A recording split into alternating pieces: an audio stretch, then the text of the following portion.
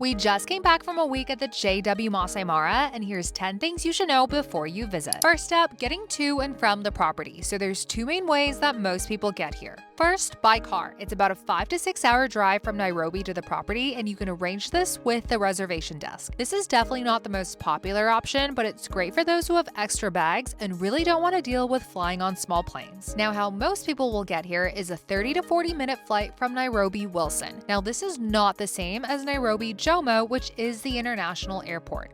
The two airports are about 30 minutes away from each other, and most people will stay one night in Nairobi to make their itinerary and flights work. Now, the most popular carriers are Air Kenya and SafariLink, but if you were to ask any local, they'll most likely recommend SafariLink since it is a lot more reliable. We knew a couple who booked with Air Kenya and their flight was canceled last minute without much of an explanation. Next up, in terms of baggage, you will encounter restrictions at 15 kg per person.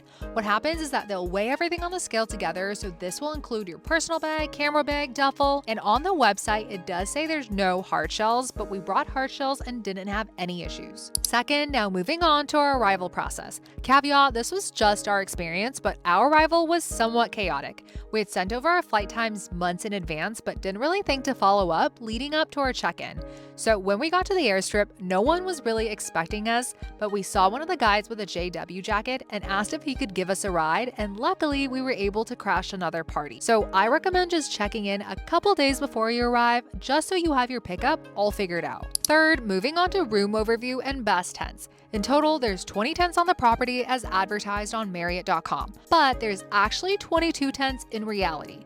Tent 21 and 22 are not well known and was closed down due to the flood last year. So if you want to try your luck at an upgrade, definitely ask for room 21 or 22 because these are the only ones on property with both a plunge pool and a jacuzzi along with a massive area to relax. The only downside to these two rooms is that they are further from the entrance and the dining area, so you will have to walk a bit to get to the main area.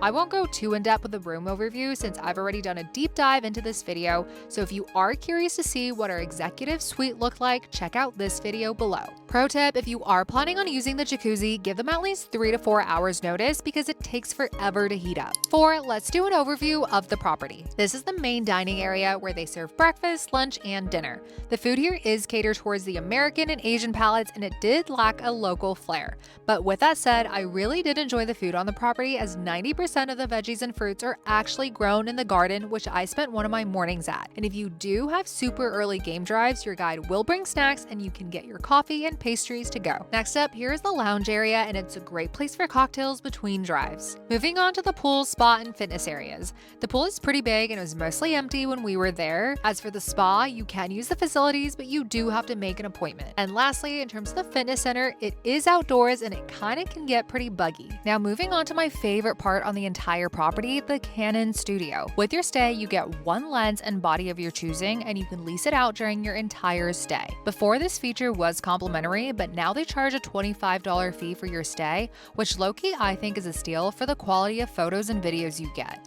It also comes with a backpack, and there's other tools in the studio you can rent out, such as tripods, different lenses, stabilizers, portable mics, and pretty much anything you can possibly think of. This is probably one of the best and most unique perks at this property and saved me from having to lug my own massive lens from back home. One thing you should know is to bring your own SD cards so you don't have to worry about offloading your photos and videos before you leave. Fifth, now moving on to the quality of the safaris. When I first thought of luxury all-inclusive safaris, I thought for sure we would have one driver and another scouter looking for animals, and it'll be a complete private experience based on when we wanted to go out and what we wanted to see.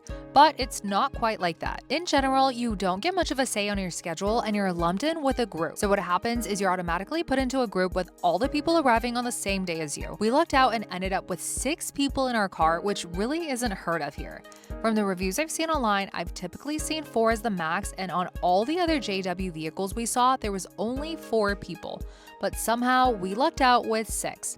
However, with that said, once the people in your party leave, they don't replace those spots. So say you're staying for 5 nights and the other people are only staying for 3 nights, then those remaining 2 days you'll likely have a private safari experience. Now moving on to the landscapes of the Masai Mara, it is truly unbeatable. When we first arrived, I was a bit underwhelmed, but after 5 nights, I look back and it still doesn't feel real how close up we were able to get to the animals and how incredibly lucky we were to see so many cats. Now moving on to the JW Jeeps, they were definitely some of the nicest ones we saw.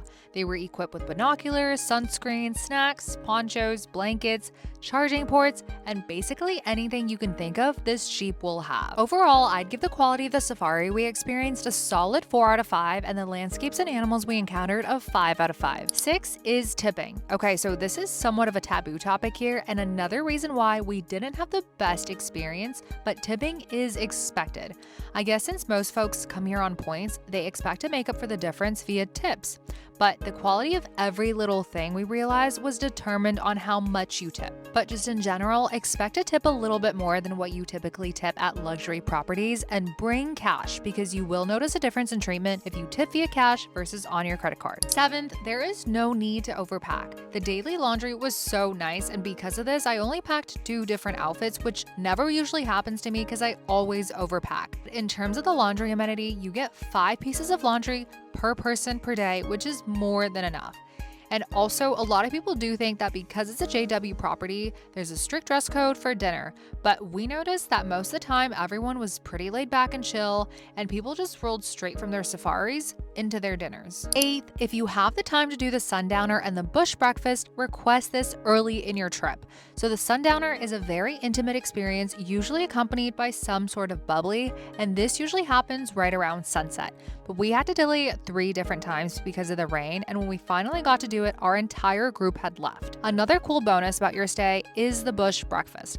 If you have plans to be out on a drive, you have the option of a bush breakfast that is enjoyed during your morning drive. I personally love this because it takes about 30 to 40 minutes each way to even get in and out of the JW Masai Mara area, so the longer we were out for, the less time we were spending repeating doing that drive. 9th, let's talk about your flight home. If you have a long layover time for when you arrive in Nairobi Wilson to when you leave for your international flight out of Nairobi Jomo, then you can have the front desk at the JW Masai Mara arrange for your pickup to go to the Crown Plaza. We didn't know this, but the Crown Plaza is actually a sister property to the JW Masai Mara, and you can hang out there before your international flight. Lastly, this one isn't related to the property, but I get asked this a lot, and it's what vaccinations do I really need? Yellow fever, typhoid, malaria, Hep A, tetanus. So to be on the safe side, we ended up getting the yellow fever shots. If you're paranoid about typhoid, you can either get the shot or my partner just took the oral vaccine. And as for malaria, I recommend just having the anti-malarial pills handy, but to be quite honest, we really didn't even have any issues with mosquitoes. So I hope that was helpful and comment below if you have any additional questions.